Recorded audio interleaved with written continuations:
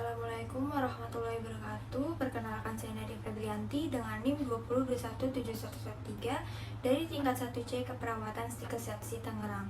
Di sini saya akan menjelaskan materi tentang anatomi sistem pencernaan manusia.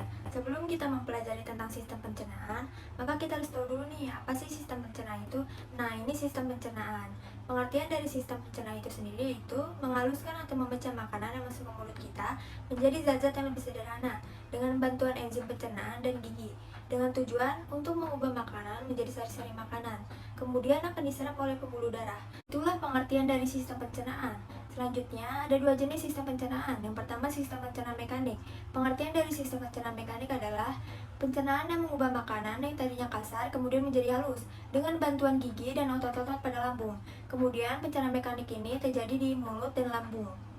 Kemudian yang kedua adalah pencernaan kimiawi. Pencernaan kimiawi yaitu pencernaan makanan yang dibantu oleh enzim-enzim pencernaan. Pencernaan kimiawi ini terjadi di mulut, lambung, dan usus halus. Selanjutnya ada organ-organ pencernaan. Organ pencernaan dibagi menjadi dua, yaitu organ dalam saluran pencernaan atau biasa disebut dengan gastrointestinal, yang merupakan saluran panjang dari mulut sampai ke anus yang dilewati oleh makanan. Kemudian yang kedua adalah pencernaan pelengkap atau aksesoris, yang meliputi gigi, lidah, kelenjar ludah, hati, pankreas, dan kantong empedu. Nah, organ ini membantu saluran pencernaan untuk melakukan pekerjaannya, tetapi tidak dilewati oleh makanan. Kemudian agar makanan mudah ditelan dan dicerna, maka pencernaan mekanik ini akan dibantu oleh gigi dan lidah. Lidah ini berguna untuk mengatur letak makanan dan mendorong makanan menuju kerongkongan. Kemudian setelah itu, makanan masuk ke kerongkongan. Nah, di kerongkongan ini, makanan tidak mengalami pencernaan, tetapi hanya didorong oleh gerakan otot kerongkongan atau disebut juga dengan gerak peristaltik. Lalu dari kerongkongan, makanan akan didorong menuju lambung. Nah, di lambung ini terjadi pencernaan mekanik dan kimiawi lagi sama seperti mulut. Secara mekanik, di lambung akan dibantu oleh otot-otot pada lambung, sedangkan secara kimiawi akan dibantu oleh enzim yang dihasilkan oleh lambung. Jadi, makanan yang di lambung itu akan masuk ke usus halus. Nah, setelah makanan diserap di usus halus, makanan akan berubah menjadi sari-sari makanan. Setelah menjadi sari-sari makanan, maka akan diserap oleh pembuluh darah. Setelah sari-sari makanan diserap oleh usus halus, sisanya akan berupa sampah-sampah yang akan masuk ke usus besar. Nah, di usus besar ini tidak terjadi pencernaan lagi, karena bukan lagi berupa makanan, tetapi sudah berupa sampah-sampah makanan. Lalu apa yang terjadi di usus besar? Nah, di usus besar ini akan terjadi penyerapan air yang berlebihan dari sisa-sisa makanan. Kemudian di usus besar ini juga terdapat bakteri E. coli yang membantu untuk memecah makanan yang tidak tercerna, lalu membentuk limbah padat yang disebut juga dengan feses. Kemudian feses akan berjalan lurus menuju usus besar yang akan dikeluarkan melalui anus. Selanjutnya kita akan membahas tentang anatomi rongga mulut. Di dalam rongga mulut terdapat lingua atau lidah. Lidah ini merupakan salah satu organ aksesoris dalam sistem pencernaan yang tersusun dari otot lurik. Kemudian akan dilapisi oleh membran mukosa. Lalu di sini ada dens atau gigi. Gigi ini berfungsi untuk mengunyah makanan dan mencerna makanan. Lalu di sini ada ductus glandulae sublingualis atau saluran kelenjar sublingualis yang merupakan kelenjar terkecil dibandingkan kelenjar lainnya. Kemudian di sini ada frenulum linguae atau lipatan lidah. Lalu di sini ada glandula sublingualis atau kelenjar ludah sublingualis. Kemudian di sini ada musculus myloioideus atau otot dasar mulut. Lalu di sini ada glandula parotidea atau kelenjar parotis. Kemudian di sini ada ductus parotideus atau saluran kelenjar ludah parotid. Lalu di sini ada musculus masseter. Kemudian di sini ada mandibula yang merupakan tulang rawan bawah yang membantu gerakan mulut. Kemudian di sini ada ductus submandibularis atau saluran kelenjar submandibularis. Lalu yang terakhir ada glandula submandibularis atau kelenjar ludah submandibularis. Selanjutnya di sini ada anatomi esofagus. Di dalam esofagus terdapat incis sortit atau gigi pemotong depan. Kemudian di sini ada orofaring. Orofaring ini terletak di tenggorokan belakang mulut. Lalu di sini ada epiglotis atau tulang rawan fleksibel di atas laring.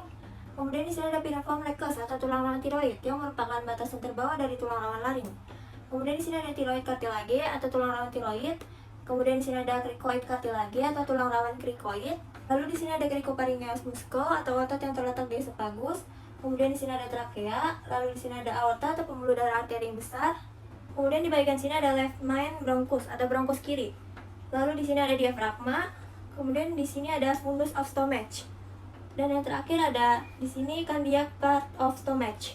Selanjutnya ada anatomi lambung. Di bagian sini ada kardia atau katup lambung bagian atas. Kemudian di sini ada fundus ventriculi atau dasar lambung.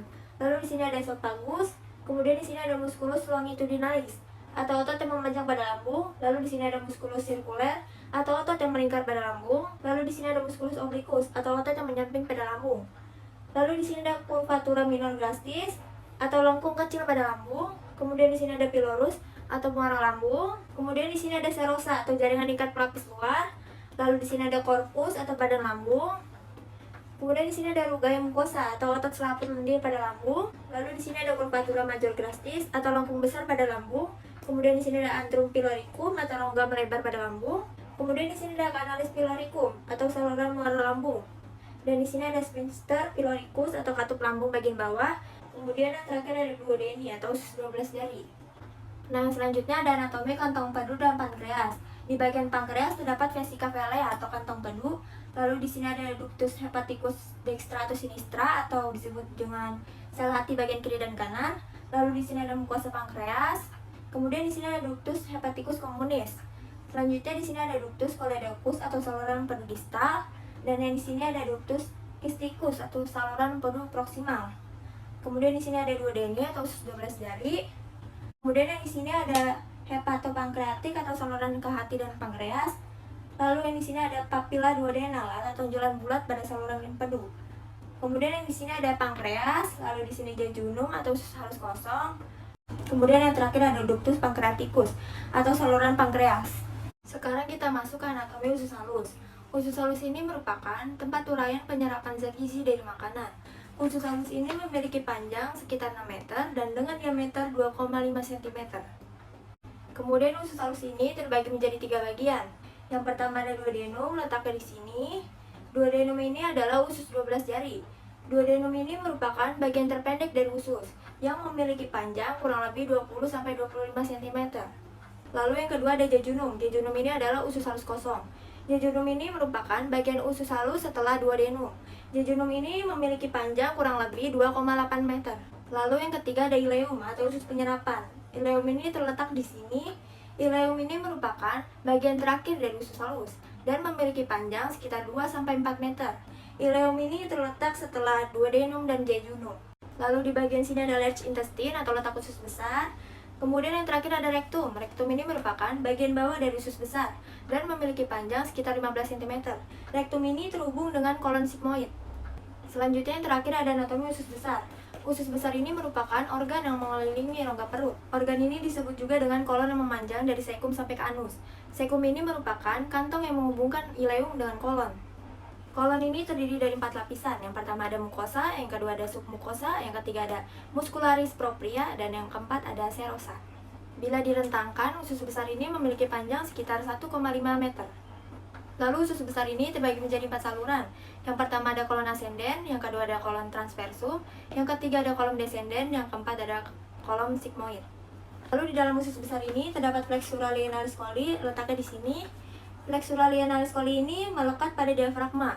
Kemudian ada mesokolon transversum, letaknya di sini.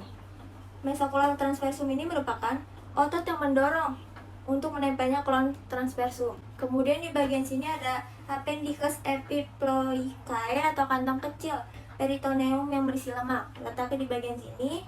Lalu di sini ada kolon descendens. Kemudian di bagian sini ada mesenterium atau akar dari usus halus, letaknya di sini.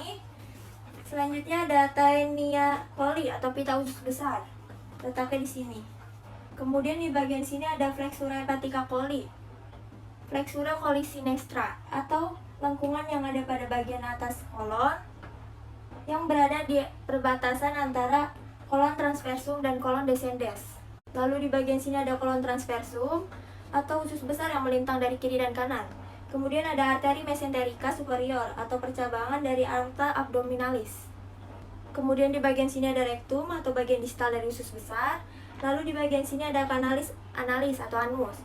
Dan yang terakhir ada sphincter ani externus atau katup anus luar.